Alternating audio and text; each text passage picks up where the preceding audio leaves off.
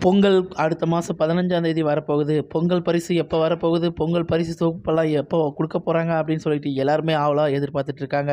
அதுக்கு முக்கியமான காரணம் என்னன்னு பார்த்தீங்கன்னாக்கா, வர 2026ல சட்டசபை தேர்தல் வந்து நடக்கப் போகுது. போன வருஷம் நிதிநிலை இல்ல அப்படின்னு சொல்லிட்டு கரும்பு, சர்க்கரை, அதுக்கப்புறம் அரிசி குடுத்து மக்கள சமாளிச்சுட்டாங்க. ஆனா இந்த முறை அது நடக்கிறதுக்கான வாய்ப்பே இல்ல.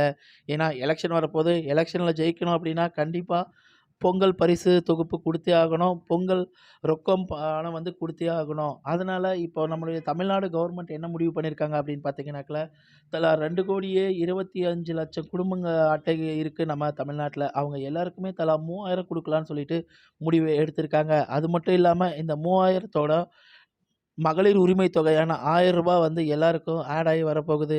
யார் யாருக்கெல்லாம் வந்து மகளிர் உரிமை தொகை வருதோ, அவங்களுக்கு இந்த ரூ. 3000 சேர்த்து கிட்டத்தட்ட ரூ. 4000 பொங்கல் பரிசு தொகுப்பா வந்து ரொக்கமா கிடைக்கப் போகுது.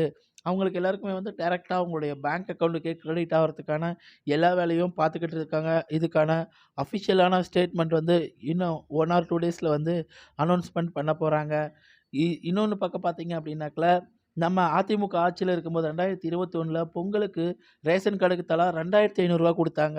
இப்போ எலக்ஷன் டைம்ன்றதுனால அவங்கள விட அதிகமா குடுக்கணும் அப்படின்றதுக்காக, நம்ம கவர்மெண்ட் இப்ப இருக்கிற திமுக கவர்மெண்ட் ரூ. 3000 குடுக்கறதுக்கான முடிவுகள எடுத்திருக்காங்க.